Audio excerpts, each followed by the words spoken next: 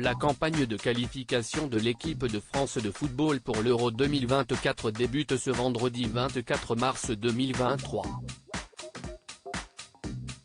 Pour Télé Loisirs, Grégoire Margoton a accepté de revenir sur la multitude d'enjeux qu'englobe ce retour de nos Bleus. Les Bleus sont bientôt de retour. Pour leur première sortie depuis la finale de Coupe du Monde perdue face à l'Argentine, les joueurs de l'équipe de France de football affrontent les Pays-Bas, ce vendredi 24 mars, pour le premier match de qualification de l'Euro 2024, puis l'Irlande le lundi 27 mars. Didier Deschamps, le sélectionneur, donnera le nom des sélectionnés ce jeudi 16 mars.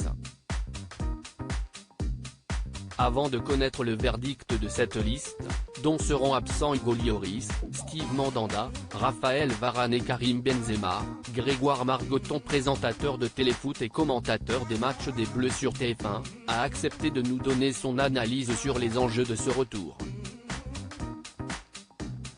Il aurait déjà remplacé Hugo Lloris petit à petit. Télé Loisirs, quels sont les enjeux de ce premier match ? Grégoire Margoton, la priorité absolue est de gagner. Dans ces éliminatoires, si les Bleus battent les Pays-Bas, on peut imaginer que nous serons très bien placés. Évidemment, je pense que tout le monde attend le retour de l'équipe de France. Les gens ressentent un grand besoin de revoir l'équipe nationale. Et surtout, on veut voir l'équipe que Didier Deschamps va mettre en place. Selon vous, qui a les épaules pour succéder à Hugo Lloris dans les buts ? Le choix naturel se porte vers Mike Maignan. Alors, si est-il vrai qu'il n'a que très peu de matchs en équipe de France et qu'il doit s'imposer dans les matchs de très haut niveau, mais je pense qu'il sera le premier gardien. Il est celui qui a le plus d'expérience, le plus de qualité et celui qui est le plus prêt. Il n'est pas au niveau d'Alban Lafont ou Ilan Meslier par exemple, qui n'ont connu que les espoirs. Il aurait déjà remplacé Hugo Lloris petit à petit ou dès le début si ce dernier n'avait pas pris sa retraite. Que pensez-vous de la présence constante d'Alphonse Areola dans le groupe ? Alphonse n'est pas un joueur de champ. Le plus important pour un numéro 2 ou 3 est la capacité de vivre le fait de ne pas jouer. Il a le respect de Didier Deschamps grâce à son passif avec les Bleus.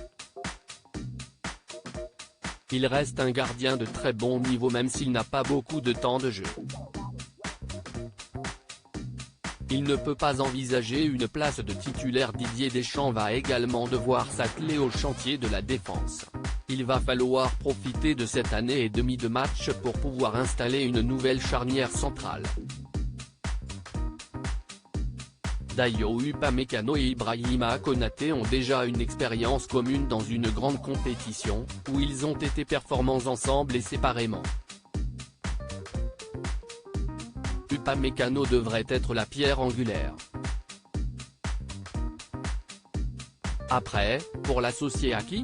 Sûrement à un autre droitier comme Konaté ou William Saliba. Voyez-vous d'autres options ? J'attends aussi de voir Wesley Fofana de Chelsea ou Jean-Claire Todibo de Nice. Il devrait être testé dans les semaines qui viennent. Il y a aussi le travail des latéraux. Est-ce que Jonathan Klaus aura une nouvelle chance ? Nordi Moukir et Mohamed Simakan peuvent-ils y prétendre ? À eux, dans des matchs intéressants, de se montrer. Et Benjamin Pavard ? Au Bayern Munich, il a un rôle plutôt axial même s'il peut dépanner à droite. Je ne sais pas quelles traces auront laissé la Coupe du Monde dans sa tête et dans celle du sélectionneur. A-t-il eu le comportement qu'on lui a prêté ? Je n'en suis pas sûr. On verra déjà s'il est dans le groupe.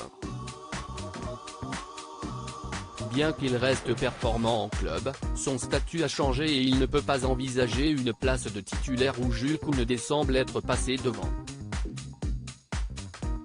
Kylian Mbappé a prouvé qu'il avait l'étoffe d'un capitaine en puissance qui peut assumer le rôle de capitaine de l'équipe de France. Tout dépend de ce que Didier Deschamps met derrière ce mot. Depuis son arrivée à la tête des Bleus, il a toujours eu un conseil des sages rassemblant 4-5 joueurs, dont les récents retraités. À lui de recomposer son petit groupe avec des joueurs de confiance avec lesquels il va pouvoir parler et échanger. Paul Pogba me paraît être une évidence. Pas forcément en capitaine, mais dans un rôle de passeur entre les générations. J'espère déjà qu'il reviendra au plus vite. On parle beaucoup de Kylian Mbappé ces derniers temps. Je ne sais pas si Didier Deschamps proposera le poste à Mbappé ou si lui l'acceptera. Le capitaine est celui qui accompagne l'entraîneur la veille des matchs en conférence de presse. Est-ce qu'il aura envie de le faire? Pourra-t-il y échapper? En tout cas, la Coupe du Monde et son comportement ont fait de Kylian Mbappé le joueur français important. Il a prouvé, à 24 ans, qu'il avait l'étoffe d'un capitaine en puissance. Même sans le brassard autour du bras, il sera déterminant grâce à ses buts et à sa présence. Existe-t-il d'autres options pour le capitanat selon vous? J'ai des doutes sur Antoine Griezmann. Je ne pense que cela soit son truc et je n'imagine pas Didier Deschamps lui proposer ce rôle. Sinon, on peut aussi avoir une grosse surprise. Didier peut se dire qu'un jeune joueur, qui joue dans un grand club et qui a le bon comportement et la bonne attitude, peut assumer ce rôle. Comme Dayo Upamecano par exemple. À lire aussi Coupe du Monde 2022, qui est Saber Desparges, le journaliste bord terrain de l'équipe de France sur TF1.